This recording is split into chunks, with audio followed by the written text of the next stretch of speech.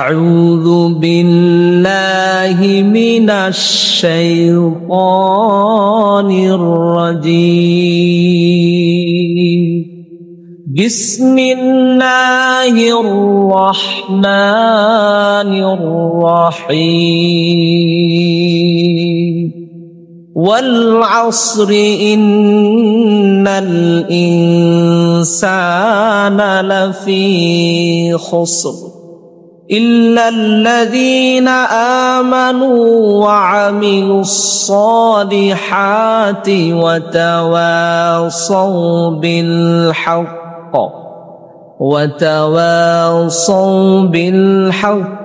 وتواصوا بالصبر صدق الله العظيم. وقال رسول الله صلى الله عليه وسلم أي الأعمال أحب إلى الله؟ فقال رسول الله صلى الله عليه وسلم الصلاة على وقتها. মুসলমান ভাইরা, আজকে আমরা আলোচনা করব সূরাতুল আসর নিয়ে। আল্লাহ রাব্বুল আলামিন সূরাতুল আসর আমাদেরকে দিয়ে কি ঘোষণা দিচ্ছেন, কি আমাদেরকে জানান দিচ্ছেন। আল্লাহ রাব্বুল আলামিনের একটি সংক্ষিপ্ত সূরা। এই সূরার মধ্যে মাত্র 3টি আয়াত রয়েছে। এই 3টি আয়াত দিয়ে আল্লাহ রাব্বুল আলামিন আমাদেরকে কি বোঝানোর চেষ্টা করলেন, আপনি আমি কোরআনুল কারীমের দিকে তাকাই, তাহলে আপনি আমি বুঝতে পারবো। আল্লাহ রাব্বুল আলামিন শুরুতেই সূরা বর্ণনা করে বলছেন ওয়াল আসরি, সময়ের কসম, জামানার কসম। আল্লাহ রাব্বুল আলামিন এই জমিনে অনেক কিছু রয়েছে, কিন্তু আল্লাহ রাব্বুল আলামিন তিনি অন্য কোনো কিছুর কসম খাটলেন না, তিনি আসর অর্থাৎ সময়ের কসম খেলেন। এ দ্বারা বোঝা যায় সময়ের অনেক গুরুত্ব রয়েছে। মুসলমান ভাইরা আমার, আপনার আমার জীবনের মধ্যে যে সময়গুলো আল্লাহ রাব্বুল আলামিন আমাদেরকে দিয়েছেন, এই সময়গুলো আমাদের একটি সময়, একটি সেকেন্ড, একটি মিনিট, এভাবে 1 ঘন্টা 24 ঘন্টা, এইগুলো আমাদের উপর নিয়ামত। এই সময় অনেক গুরুত্বপূর্ণ। মানুষের জীবনের অতি মূল্যবান একটি সম্পদ হচ্ছে সময়। আল্লাহ রাব্বুল আলামিন এই সময়ের এখানে কসম করেছেন। অপরদিকে আসর দ্বারা মুফাসসিরিনে কেরাম বলেছেন আসরের নামাজকে উদ্দেশ্য করা হয়েছে। আল্লাহর হাবিব সাল্লাল্লাহু আলাইহি সাল্লাম বলেছেন এই আসরের নামাজের সময় আমার উম্মতের অনেক বান্দারা কি করে থাকেন, তারা নিজের পরিবারের ব্যস্ততা, তারা চাকরি বাকরির ব্যস্ততা, ব্যবসায়িক কাজের ব্যস্ততা, এভাবে দুনিয়ার কাজের ব্যস্ততার মধ্যে তারা এই সময়টি অতিবাহিত করে থাকে। এর মধ্য থেকে আসরের নামাজ ছুটিয়ে চলে যায়। আল্লাহ রাব্বুল আলামিন এই দিকে ইঙ্গিত করেও তিনি আসরের নামাজের কসম করেছেন। এই জন্য আল্লাহর হাবিব বলেছেন, যে ব্যক্তির আসরের নামাজ ছুটে গেল তার বাড়ি ঘর সব যেন লুণ্ঠিত হয়ে গেল। আসরের নামাজ যার ছুটে গেল তার সবকিছু যেন লুণ্ঠিত হয়ে গেল। কারণ কি? আল্লাহ রাব্বুল আলামিন কোরআনুল কারীমে বলেন হাফিযু আলাস সালাওয়াতি ওয়াস সালাতিল উসতা। আল্লাহ রাব্বুল আলামিন ডাক দিয়ে বলছেন, ও আমার বান্দারা, তোমরা 5 ওয়াক্ত সালাতকে, তোমরা 5 ওয়াক্তের সালাতের ব্যাপারে যত্নবান হও, তোমরা এর সঠিক মতো তোমরা এই আমলটা করো। এরপরে তোমরা মধ্যবর্তী যে নামাজটি রয়েছে এটা তোমরা যত্নবান হও। আমি যদি আপনাদেরকে প্রশ্ন করি, আসরের পূর্বে ফজর আছে, জোহর আছে, আসরের পরে মাগরিব আছে, এশা আছে, 2 দিকে 2, মাঝখানে 1, অর্থাৎ আসরের নামাজটা মধ্যবর্তী হয়ে যায়। এই জন্য আল্লাহ রাব্বুল আলামিন বলেন ওয়াসসালাতিল উসতা, মধ্যবর্তী নামাজকে বেশি গুরুত্ব দেওয়ার কথা বলা হয়েছে। এই জন্য মুফাসসিরিন কেরাম বলেছেন আসরের সময় আল্লাহ রাব্বুল আলামিন একদিকে সময়ের কসম করেছেন, হতে পারে আরেকদিকে আল্লাহ রাব্বুল আলামিন এই নামাজের কসম করেছেন। মুসলমান ভাইরা আমার, আল্লাহর হাবিব সাল্লাল্লাহু আলাইহি সাল্লামকে প্রশ্ন করা হলো আইয়ুল আমালি আহাব্বু ইলাল্লাহ, ইয়া রাসূলুল্লাহ, হে আল্লাহর রাসূল, আল্লাহ তাআলার নিকট সবচেয়ে পছন্দনীয় আমল কোনটি? আল্লাহর হাবিব বললেন, ক্বালা রাসূলুল্লাহ সাল্লাল্লাহু আলাইহি ওয়াসাল্লাম, আস-সালাতু আলা ওয়াক্তিহা। সময় মতো নামাজ আদায় করা, এটা আল্লাহ রাব্বুল আলামিনের নিকট অত্যাধিক প্রিয় আমল। সময় মতো নামাজ আদায় করা। আমাদের অনেক এমন হয়ে যায়, সময় হয়ে গিয়েছে, নামাজ পড়ব, এর আগে একটু আমি এখন তো প্রযুক্তির জামানা, একটু মোবাইল ফোনটা হাতে নেই, এই যে মোবাইল ফোন হাতে নিয়েছি দেশের খবর নেওয়ার জন্য, একটা কোনো কাজের জন্য, কিন্তু এমন ঘটে যায় নামাজের সময় অতিবাহিত হয়ে যাচ্ছে, কিন্তু আমাদের কোনো খোঁজ নাই। এই জন্য আমাদেরকে সতর্ক হতে হবে। আল্লাহ রাব্বুল আলামিন এখানে সময়ের কসম করেছেন, আরেকদিন নামাজের কসম করেছেন। আর এই নামাজ আল্লাহ তাআলার নিকট প্রথম মুক্তি পড়াই আল্লাহ তাআলার নিকট খুবই প্রিয়। এই জন্য আমরা সতর্ক হব, আমরা সচেতনতা অবলম্বন করব, ওয়াক্তের শুরুতেই যেন আমরা নামাজ আদায় করতে পারি। মুসলমান ভাইরা রে আমার, আল্লাহর হাবিব সাল্লাল্লাহু আলাইহি সাল্লাম হাদিসে মুবারকে বলেন, সাইয়েদুনা আব্বাস রাদিয়াল্লাহু তাআলা আনহু থেকে বর্ণিত, বিশ্বনবী হযরতে মুহাম্মদ সাল্লাল্লাহু আলাইহি সাল্লাম বলেন, নি'মাতানি মাগবুনুন ফীহিমা কাসীরুম মিনান নাস। মানুষদের মধ্যে আল্লাহ রাব্বুল আলামিন দুইটি নিয়ামত এমন রেখেছেন, যেই দুইটি নিয়ামতের বিষয়ে অধিকাংশ মানুষই বেখবর, উদাসীন। একটি হচ্ছে কি as-sihhatu ওয়াল ফারাগু, এক নম্বর সুস্থতা, অপরদিকে অবসর সময়। আপনার আমার যদি আল্লাহ তাআলা আমাদেরকে সুস্থতা রাখেন, তাহলে আপনি আমি সুস্থতার সময় অনেক আমরা কাজ করতে পারি, পারিবারিক কাজ করতে পারি, সামাজিক কাজ করতে পারি, অর্থনৈতিক কাজ করতে পারি, রাষ্ট্রভিত্তিক কাজগুলো করতে পারি। সব কাজগুলো আমরা আঞ্জাম দেওয়া আমাদের সময় সহজ হয়ে যায়।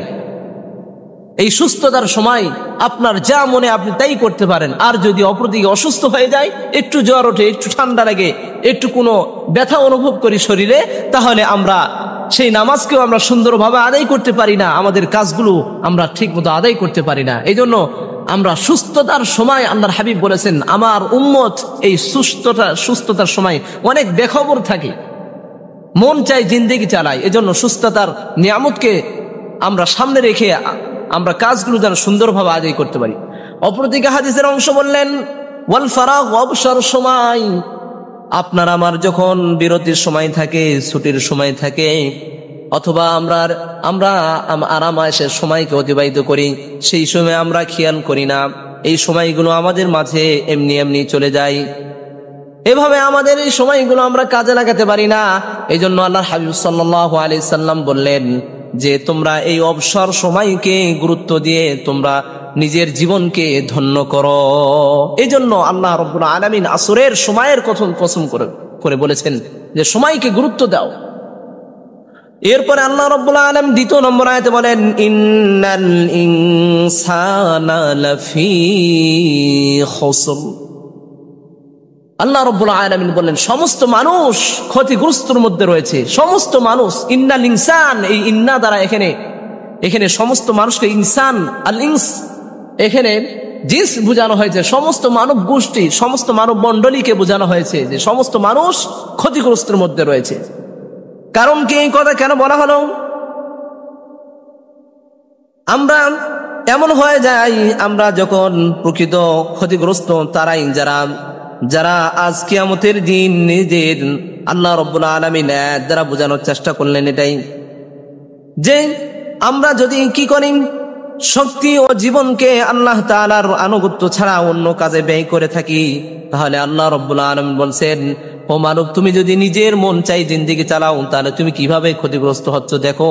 আল্লাহ রাব্বুল আলামিন সূরাতুশ শুরায় ডাক দিয়ে বলেন, ইন্নাল খাসিরিনাল্লাযীনা খাসিরু আনফুসাহুম ওয়া আহলিহিম ইয়াওমাল কিয়ামা। নিশ্চয়ই প্রকৃত ক্ষতিগ্রস্ত তারা যারা কিয়ামতের দিন নিজেদেরকে ক্ষতিগ্রস্ত করেছেন এবং তাদের পরিজনকে ক্ষতিগ্রস্ত করেছেন। এই দুনিয়াতে যদি আপনি আমি সময়কে মেনটেন করে না চলি, সময়ের উপর গুরুত্ব না দিয়ে চলি, তাহলে আপনি আমি নিজেও ক্ষতিগ্রস্ত হব, আমাদের পরিবার পরিজনকে আমরা ক্ষতিগ্রস্ত করব। এই জন্য শুধু আমি নিজেই ক্ষতিগ্রস্ত হচ্ছি এটা তো আরেকটি বিষয়, আরেকটি বিষয় আমার পরিবারকে আমি ক্ষতিগ্রস্ত করছি।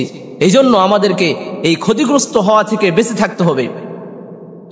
আল্লাহ রাব্বুল আলামিন যে বললেন সমস্ত মানুষ ক্ষতিগ্রস্তের মধ্যে রয়েছেন, আল্লাহ রাব্বুল আলামিন এর পরের আয়াতে বললেন, যদি ও আমার বান্দারা যদি 4টি কাজ তোমরা করতে পারো, 4টি শর্ত যদি তোমরা পালন করতে পারো, তাহলে তুমি বান্দা ক্ষতিগ্রস্তের মধ্যে পড়বে না।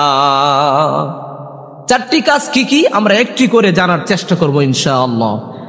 আল্লাহ রাব্বুল আলামিন বললেন, ইন্নাল্লাযীনা আমানু ওয়া আমিলুস সালিহাতি ওয়া তাওয়াসাউ বিল হাক্কি ওয়া তাওয়াসাউ বিস সবর।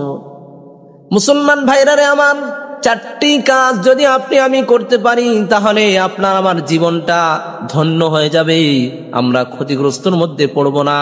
1 নম্বর কাজ, ইন্নাল্লাযীনা আমানু, যারা আল্লাহ রাব্বুল আলামিনের প্রতি ঈমান আনবে, মুহাম্মদ সাল্লাল্লাহু আলাইহি সাল্লামের প্রতি ঈমান আনবে, মুখেও ঈমান আনবে, মুখেও স্বীকারোক্তি করবে, কলবে অন্তরেও বিশ্বাস করবে। 1 নম্বর অন্তরে বিশ্বাস করবে, 2 নম্বর মুখে স্বীকারোক্তি আদায় করবে। শুধু অন্তরে বিশ্বাস করে আর মুখে স্বীকারোক্তি করলেই হবে না, এমনকি ঈমান মানে শুধু মুখে বলা হয় নয়, বরং অন্তর দিয়ে বিশ্বাস করতে হবে, অপরদিকে আমল দিয়ে প্রমাণ করে দেখাতে হবে। ঈমান শুধু মুখে নিয়ে আসলাম আর অন্তরে বললাম, অন্তরে বিশ্বাস করলাম আর মুখে স্বীকারোক্তি দিলাম, এই শুধু হয়ে গেল ঈমান না, আমাদের কাজে পরিণত করতে হবে, আমাদের ঈমান যেন অটল হয়। 2 নম্বর কথা বললেন আল্লাহ রাব্বুল আলামিন, ওয়া আমিলুস সালিহাত, নেক আমল করতে হবে। ঈমান আনয়ন করার পরে যদি আপনি আমি নেক আমল করতে পারি তাহলেই আপনি আমি ক্ষতিগ্রস্তের মধ্যে পড়ব না। আপনার আমার ঈমান আর আমল কেমন হবে? আপনাকে আমাকে হায়াত দিয়েছেন কে? আল্লাহ রাব্বুল আলামিন। রিজিক দান কে? আল্লাহ রাব্বুল আলামিন। আমাদের সবকিছু কাজ কে করেন? এই যে সূর্য, এই যে আমাদেরকে আলো দিচ্ছেন, এই যে দিন আল্লাহ তাআলা বানিয়েছেন, রাত বানিয়েছেন, এই সব কিছু করতে পারেন কে? একমাত্র আল্লাহ রাব্বুল আলামিন। এই বিশ্বাস যদি আপনার আমার অন্তরে থাকে এবং কাজে পরিণত করতে পারি তাহলে আপনি আমি প্রকৃত ঈমানদার। আল্লাহ রাব্বুল আলামিন সূরা কসাসের 71 এবং 72 নম্বর আয়াতে আল্লাহ তাআলা বলেন, কুল আরাআইতুম ইন জাআলাল্লাহু আলাইকুমুল লাইলা সারমাদান ইলা ইয়াউমিল কিয়ামাহ মান ইলাহুন গায়রুল্লাহি ইয়াতিকুম বিদিয়া আফালা তাসমাউন।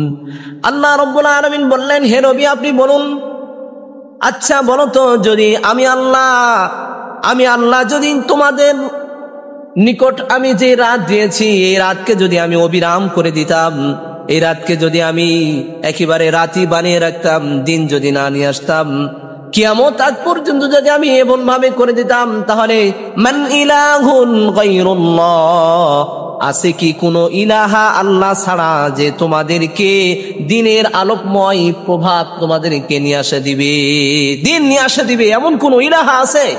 এমন কোনো ইলাহা নাই। আল্লাহ রাব্বুল আলামিন যদি রাতকে রাতই রেখে দিতেন আর দিন যদি তিনি আবার না নিয়ে আসতেন, আর কোনো ইলাহা নাই যে এটা করতে পারে। আফালা তাসমাউন। এরপরও আমরা শুনি না, বুঝি না, আমাদের ঈমানটা অটল করি না। অপরদিকে আল্লাহ রাব্বুল আলামিন এই আয়াতের পরে বললেন, কুল আরাআইতুম ইন জাআলাল্লাহু আলাইকুমুন নাহারা সারমাদান ইলা ইয়াউমিল কিয়ামাহ মান ইলাহুন গায়রুল্লাহি ইয়াতিকুম বিলাইলিন তাসকুনুনা ফীহি আফালা তুবসিরুন। সুবহানাল্লাহ।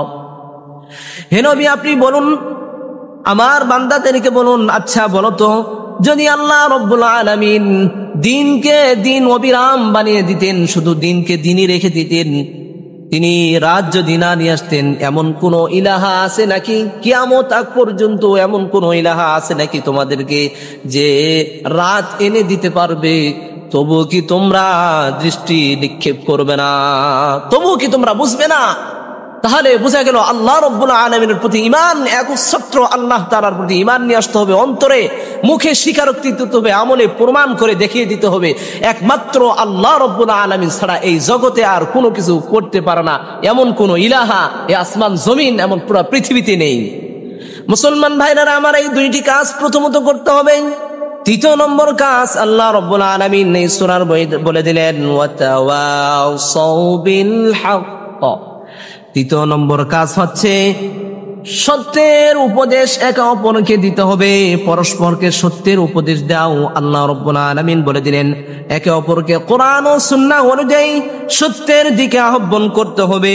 আল্লাহর পথে হেদায়েত, আল্লাহর পথে দাওয়াত দেওয়া, ন্যায়ের নির্দেশ ও অন্যায় থেকে বিরত রাখার কথা আমাদেরকে বলতে হবে। একে অপরকে সত্যের কথা বুঝাতে হবে, বলতে হবে, দাওয়াত দিতে হবে। এমন একটি জামাত আমাদের মাঝে থাকতে হবে, এমন একটি দল থাকতে হবে। আল্লাহ রাব্বুল আলামিন সূরা আলে ইমরানের 104 নম্বর আয়াতে আল্লাহ তাআলা সুস্পষ্ট ভাবে তুলে ধরেছেন। আল্লাহ রাব্বুল আলামিন বলছেন, ওয়াল তাকুম মিনকুম উম্মাতুন ইয়াদউনা ইলাল খায়রি ওয়া ইয়া'মুরুনা বিল মা'রুফি ওয়া ইয়ানহাউনা আনিল মুনকার ওয়া উলাইকা হুমুল মুফলিহুন। আল্লাহু আকবার। আল্লাহ রাব্বুল আলামিন বলছেন, ওয়াল তাকুম মিনকুম উম্মাতুন, তোমাদের মধ্যে এমন একটি জাতি, এমন একটি দল, এমন একটি জামাত থাকা প্রয়োজন, জরুরি, যারা ইয়াদউনা ইলাল খায়র, যারা কল্যাণের পথে তোমাদেরকে আহ্বান করবে, যারা কল্যাণের পথে আমার বান্দাদেরকে তারা আহ্বান করবে। ওয়া ইয়া'মুরুনা বিল মা'রুফ, এবং সৎ কাজের আদেশ দিবে। ওয়া ইয়ানহাউনা আনিল মুনকার, অসৎ কাজ থেকে বারণ করবে, অসৎ কাজ থেকে নিষেধ করবে। একটি জামাত এমন থাকা প্রয়োজন।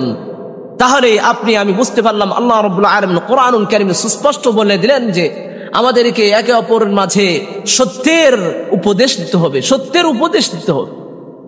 3 নম্বর চ্যাপ্টার গেল। 4 নম্বর চ্যাপ্টারে আল্লাহ রাব্বুল আলামিন বলছেন, ওয়াতাওয়াসাউ বিস সাবর। আল্লাহ রাব্বুল আলামিন বলছেন, ও বান্দা, তোমরা একে অপরকে ধৈর্যের উপদেশ দাও এবং কি একে অপরকে তোমরা সহানুভূতি, ধৈর্য ধরো। ধৈর্য ধারণ করতে হবে।